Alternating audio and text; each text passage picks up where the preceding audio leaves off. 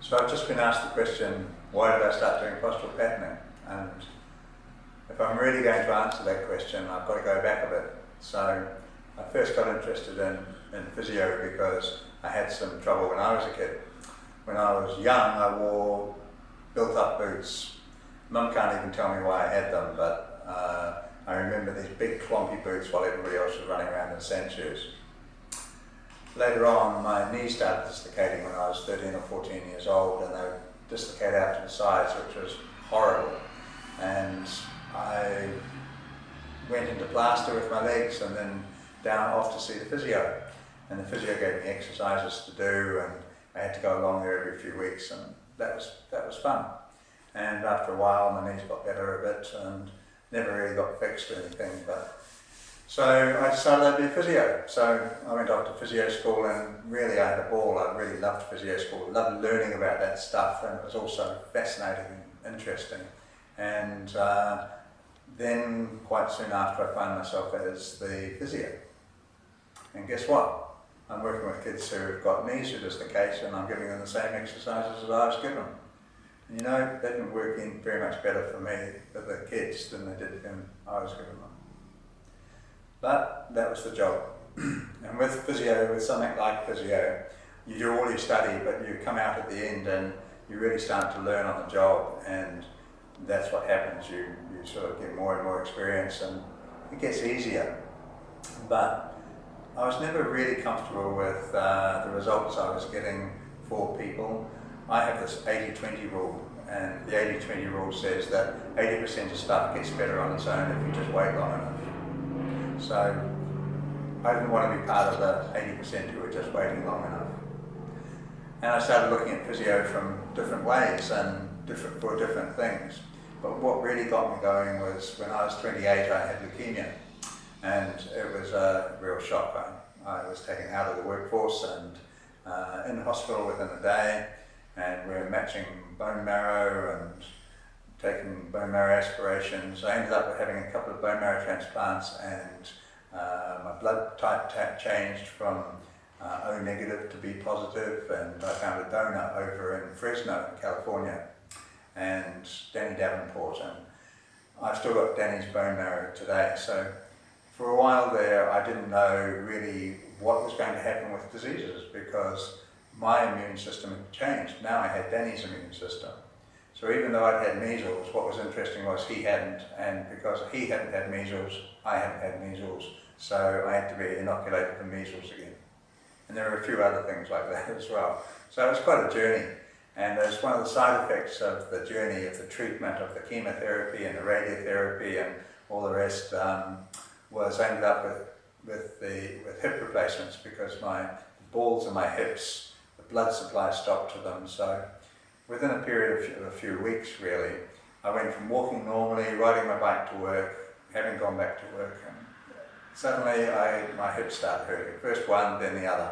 And so I stopped riding my bike, and they just got worse. And then I needed a crutch, and then I needed 2 crutches, and found out that the bone was just dying and crumbling. So they had to be replaced, and I had the 2 done at once. And that was great, because they could do something, they could actually fix that. So here I am beginning to feel like a bionic man, really. But I got back to work and found that, and at that stage I had a nice big practice in Melbourne, and I had 2 partners, and we were employing about 8 physios, and we were in everything that went in Melbourne. We were in the Olympic Park sports, and we were in industry and hospitals and everywhere. It was great, a really exciting time. But what was disappointing for me was I couldn't fix my hips. I couldn't get back to walking well or moving well. I couldn't even think about running. Riding a bike hurt. I could sort of manage, but I couldn't make it better. And I didn't get any help from my partners really, or the other physios or the doctors I saw. So it was really a question of, how do I do this? And that's when I really started doing postural patterning and looking at how does my body actually work. And it's the first time I really had a look at myself. And I noticed things. I noticed one leg was different from the other, and I noticed that I tried to stand off my legs all the time rather than to stand onto them. And I noticed that my back was really flat, no curves at all, trying to keep my weight in one place. and that my legs were tiny compared to my shoulders, and it was just really disappointing. It was disappointing to me because I hadn't noticed that, but nor had all any of the people that had worked with me. So they weren't factoring that into the picture of how to do rehab for my hips, or how to make me better.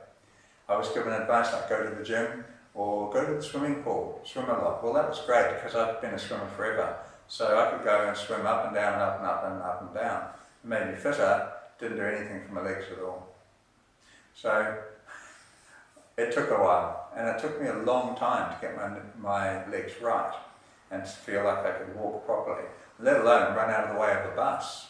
Because it's really hard work if you're able to walk okay, but when you're walking, if a bus came along, you couldn't get out of the way. That's pretty scary stuff, and there's lots of people in that situation.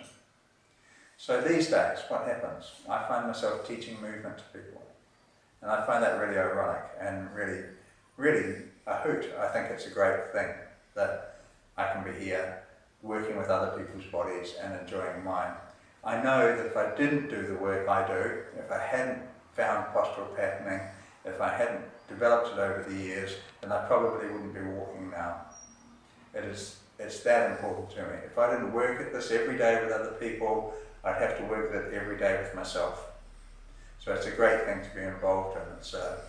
It's a really exciting new way of looking at how to find posture and how to use your body. And it's not easy. It's something we all need to realise, is that our bodies are precious and we need to pay attention to them right through our lives, and we need to pay attention to them every day, and that means knowing how. And at the moment, our medical system and the way we live our lives doesn't give us much of a chance to do that. We think that if something goes wrong with our body, that somebody else will fix it for us. Well, kids, it's not going to happen. Your body is your body, and learning how to use it well is your job.